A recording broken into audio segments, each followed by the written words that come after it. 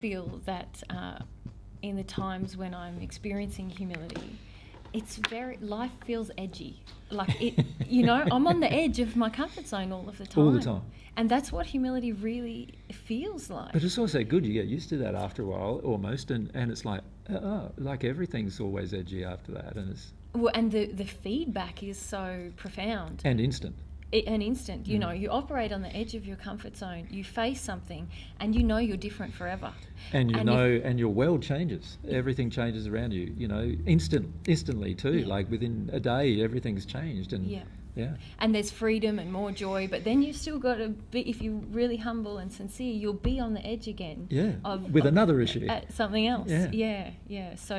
And the reality is true, if you're truly humble and you become at one with God, you're still going to be in the same place, on the edge all the time, discovering new things. You're in your passion now. There's not all these really harsh negative emotions associated with the discovery of new things, but you're still like feeling this passion of life. Like, you can't avoid it. If you're truly humble, you will not be in a state where you go, oh, life's a bit ho-hum today, And it does feel like, to me, the contrast between living and being in a coma. Yes. And the difference is this humility factor. If I'm humble, I'm alive. Yeah. If I'm living in these other resistances we've talked about, it feels sort of. I think the reason why there's so many zombie movies today is because most people are in a coma when and the zombie feeling sort of appeals, like. Yeah. It's exciting when they run around with a knife. That's how everyone. But it's a sad. It's a sad statement of humanity's condition, really, in that the average person who's in passionate desire with their life is often criticised, looked down upon, condescended to. If we've got a childlike passion in any area or endeavour, it's often beaten out of us in this world that we live in, and that's because generally in the world there is this terrible lack of humility. The reason why we've got so many problems in the world is because we lack the humility to see that we created them. That's the main reason why. And as I said at the beginning of this series of interviews with you, humility causes our own death. The reality is, if we were all completely humble, none of us would ever die, even. Because we'd feel all emotion. Any negative experience we had would all be gone from us. It would not create any physical problem within us. We'd be humble in our relationship with other people, so we'd never attack them, we'd never harm them. We'd be humble in terms of what we notice, in terms of what's happening around us. We'd understand science, we'd understand the world around us, we'd understand the Earth systems and how they all work. We'd understand when it's going to be a bit damaging and it's good to get out of its way. We'd understand all of those things automatically because we're humble. And so there's no real chance of us even dying under those circumstances. So a lack of humility causes our own death in reality. And if people understood that's how strong the lack of humility is, the power that the lack of humility has to create our own death. The power of humility is it can create your own eternal life. Like that's even here on earth, it can create your own eternal life. Along with all of your happiness and everything else, humility can create. But mankind has just such a terrible viewpoint of it. And ridicules it and can't accept that state of fully feeling and experiencing everything within themselves and remaining humble to the entire experience and having a feeling inside of yourself that of an accurate position of your own condition in relation to everything. So I know that I am equal to you, not higher than you, not lower than you, equal to you. And humility creates that. Humility accepts truth. It accepts it without resistance. It's just a beautiful quality. And with regards to false humility, this phenomenon we're talking about now, it feels to me like there's such an inertia on the planet surrounding the resistance to truth, the resistance to humility, that even when you come forth and present a teaching that is based in humility, people, it takes such a such an effort to overcome this inertia that they end up actually sliding back into it and creating a false humility rather than an arrogance, really. Like, Yes. how many people who believe they're on the path go around saying, I'm on the divine love path. And I know the truth. And I know the truth now. Yeah. When in their heart they yet to know hardly anything, really. That you're yet to have a real physical change and heartfelt change. Yeah. And it's because of their own arrogance, really. It's not humility for a person to do that. It's arrogance to go out and say, I know the truth now. I heard the truth from Jesus and I know it. What's the difference between that and a person who's a Christian saying, the Bible's the truth, or a Muslim saying, the Koran's the truth and I know it now? And there's no difference. And the reason why we have so much conflict between each one of these religions is because they're all, one of the reasons is because they're all going, I know the truth now, aren't I good? And no, you're not good. You've just come to your senses. For the first time often. But if we're still living in a state of arrogance, Then we haven't even come to our begun. senses. We haven't even begun, have we? No. Yeah. No, not at all. And we have no idea or clear conception of our true position in life and our true position in the universe when we have a lack of humility. Our own condition in relationship to God and relationship to the power of the universe that God's created, we have no concept of if we lack humility. We can't learn anything if we lack humility, actually.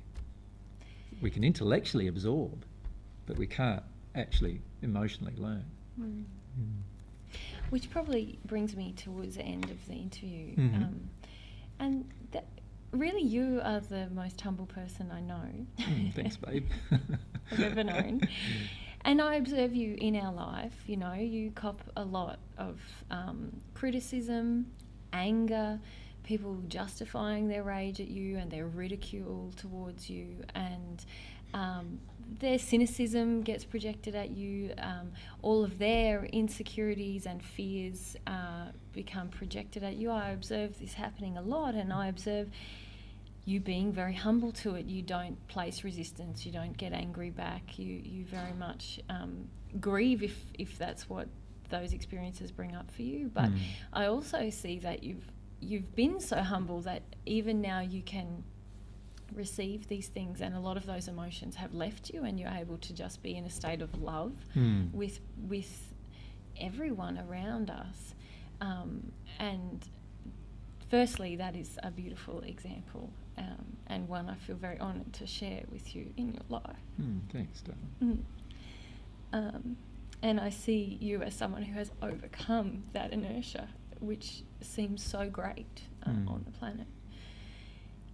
But I do know that you have overcome it. You weren't born in this state, and you have developed humility. And to me, this is one of the most inspiring things about our discussion, is not that you are just telling me a bunch of facts, that you're telling me things from your lived experience.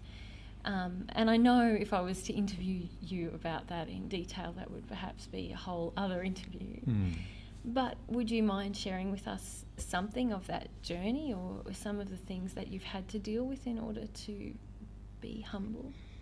Well, the reality is I've probably had to deal with almost everything we've listed over the last, 5 sessions, really. I've had every one of those emotions at some point. I've had to go through the experience of finding out why, and even desired to find out why, even though everyone around me doesn't want me to. And I've also had to choose to do it alone, and a lot of times without support, because most of the support is in the opposite direction on the planet. And I've had to do it with lots of criticism, under lots of pressure, and usually under fire, And so because of that, though, I've learned the importance of my relationship with God, and my relationship to God giving me the truth that will get me through everything. And so I have not, as a result of that, I gave up relying on everyone around me. I gave up relying on somebody supporting me or helping me through the process. And I just focused entirely on my relationship with God about that. And I feel that's what most people are neglecting in this drive for truth, is they still want somebody holding their hand not realising they've got the master of the universe, God, holding their hand. If they accept the hand of God, they'll have God holding their hand. And I feel too that God loves to hold the hand of a humble person. You know, there's this quality in God, I believe, that is also where that God can see a person truly who is humble, because the person's starting to see themselves as God sees them, and because of that connection and linkage, there's a deep connection between God and yourself when you're truly humble. You don't have to be at one with God yet to have a connection with God when you're truly humble. When you're truly humble, you feel God more, and of course God can feel you more now. God always feels us, but there's all this addiction and other crap that we project to God generally, and we don't feel ourselves very well. But once we are humble, we're starting to feel ourselves. We're feeling ourselves as God feels us, and so to me, that I feel is what most people neglect here, and most people who are seeking a false humility are actually neglecting entirely their true relationship with God, and wanting still addictions met through their environment. So I've had to give all that up. That's part of the issue of teaching something that's new and different, is that you're never going to get acceptance right at the beginning. And in fact, it can be many centuries or even millennia later that acceptance comes. And you have to be humble to everything that happens in between as well, if you really want to maintain that relationship with God and keep in connection with God. So I've had to learn to give up all of these things, all of these resistances, and I've had to give up even somebody supporting me in the process. I've had to give that up, and I still don't feel that I've completely given some of that up, in the sense of emotionally I still can feel there's a few more emotions for me to work through with stuff like that. But in the end, when you're the first, you often get criticised, judged, condemned in every possible way. And if your desire for God is strong enough, and your desire to be humble with God is strong enough, you'll go through all of those things and still stay humble. And also I feel most people don't recognise that humility is a choice. It's an emotional choice, but it's a choice. We can be in any situation and choose humility over any other position, including arrogance. We can choose to actually feel what's really going on rather than avoid what's really going on. We can choose to see our life as it truly is. You know, so I see the faults in my body as they truly are right now. I know what they are. You know, I find it interesting when somebody else comes and tells me about it. I say, well, are there any others? And they don't know of any others, and I can list them all. So I'm actually more humble to my own condition than other people are able to, who can come to tell me things. And that's a part of it too, is to actually see yourself truthfully, and to not need other people to see you truthfully. Yeah. I observe that in you also, is that you're very conscious of yourself, and if there is an issue or something's not working or something's not resolved, you're always asking for more truth about it. Always. I see people have somehow a perception of you that you are not seeking more truth, and I observe you daily seeking more truth and recognising God, the sovereignty of God, I suppose, that God has the knowledge and that you are the person seeking it. Yes. And receiving it because of this humble state you have surrounding it. Yeah, and if we can remind everyone that humility is not it's not an intellectual decision. It's a state, emotional state. It's a state of being able to absorb new truth and give up what you believe is true.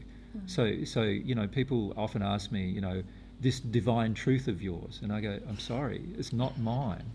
Like, it's what all I see myself as is I'm like a scientist discovering truth about a specific subject. So let's say I'm a scientist discovering truth about the atom. I'd have to be open to any possibility. Right? And I feel with regard to God and the universe and all those things that I'm passionate about discovering new truth about, I am open to any new possibility. If somebody can prove that what I'm saying is wrong, I'm perfectly able to accept that it's wrong, right? If it's able to be proven. Perfectly able. I have no emotional investment in being right at all. Although many people think I do, I do not have any emotional investment in being right. I do have a deep emotional investment in desiring truth from God. Like I have a very, very strong desire to know what the truth is from God. And it's not my truth. It's never going to be my truth, in the sense, because universal truth exists whether it existed before I existed. It will exist if I ever pass away. It will exist. I don't think I'll pass away ever now because of being in the condition of receiving God's love. And if I passed away, then God would have to pass away too. But I do know for certain that as long as I exist, there'll be more universal truth to discover, and the way I see it right now is that I know very little of it. I know a lot more in comparison to many people on the planet, and that is a statement of truth. But it also is a statement of humility, in the sense that it's not mine. It's not mine. I've only learnt it. And the only reason why I've learnt it is because of this quality. It's not because of having any greater intellectual power than somebody else, or having any greater imagination, or receiving more help from spirits, because I have not received help from spirits discovering any of this truth. It's all about the fact that I've been humble enough to accept when I'm wrong, and to accept something new from God. And that's really what humility does for you. It allows truth to be absorbed. Yes, and that's how I wanted to round out the interview, I suppose, is asking you about how humility relates to truth. And I think you've just mentioned that. And also, I see that you have a commitment to speaking truth to others, but you don't view it as your own truth. No, and it's also speaking truth to others is a state of humility. I know many times that if I speak the truth, they will not believe me. They'll be condescending towards me. They'll disagree with me. They'll attack me. They might even harm me physically. They'll attempt to harm me emotionally almost in every case. And yet, if I'm humble, I will accept all of that as emotional projections that I just need to feel if I have any more feelings associated with them. But I still need to tell the truth, because once I'm in a state of humility, I recognise the importance of God's truth. It's more important than I am. It's far more important than my life. It's more important than my welfare. It's more important than my security. It's not more important than my happiness, because it will always create my happiness. And it's not more important than love, because it will always create more love in my life. But it's more important than many other things that most other people place importance on. And the fact that I honour that is a state of humility, that I honour the importance of God's truth, divine truth. Yeah. And just finally, what's the relationship between love and humility then? Well, as I've said in many discussions already, and I think it's a great place to finish off this interview with, humility is the only doorway to truth. Without humility, you will never be able to discover new truth, ever, whatever, in any field of endeavour. And it's the truth that creates freedom. So once we know the truth, fear disappears. All these other things start to disappear. But the truth also creates something even more powerful than that, and that is the ability to connect to God and receive love. So truth is the doorway to divine love. That being the case, you could say truth is God's, love is God's, but humility is mine. So humility is the only quality that I can personally develop that helps me develop my relationship with God and my relationship with the universe. If I develop humility, then truth will come to me and I'll be able to absorb it. And if I develop humility and absorb this truth, love will come to me and I'll be able to absorb it. But the love is not mine, it's from God. And the truth is not mine, it's from God. But the humility is mine. It is the quality that exists within me that enables these particular things to occur. And in that regard, you can be happy that there is one thing that your relationship with God is dependent upon yourself with, and that is your humble exercise of your own will. Mm-hmm. So the development of this quality of humility will have the largest effect on your life that you can imagine, more than any other quality, more than any other thing that can be developed inside of yourself by yourself. Because I personally don't believe that love can be really developed by yourself. If you're truly ever going to become loving, you're going to need to receive God's love. If you're truly ever going to know the truth, you're going to have to receive God's truth. So these things are God's, not mine. But humility is something I can develop. It is the thing upon which everything else is dependent upon inside of me. And that's why it's so important. Would you call it the way that we offer ourselves to God, or the way we submit to God's process is just humility? Yes, well, I feel humility is the way. The actual way to God is this process of becoming completely humble. That is the way. And once you become humble, you start feeling and accepting the truth. And you'll acknowledge the truth that God exists. You'll acknowledge the truth that God has love to give. You'll then desire that love. Even once you're humble, all of those truths can come to you. So humility is the primary foundation of the way to God. Without it being developed as quality, it is impossible to get to know God. And it's impossible to become at one with God without it. It is the cause of our being born again, humility. And so, I just feel that if everybody understood that better, then humility would be a far more important topic of conversation on the planet than what it currently is. Yes. Yeah. Thank you, my love. Thanks, darling. Thanks for the interview. And thank you for our assistants who have helped us to record the interview as well. You wanted to show, there's Lena on one camera there, Lad on another, and the sound is over there, Igor, and our little audience that we've had checking on us to make sure we're all doing the right thing. Thanks, guys.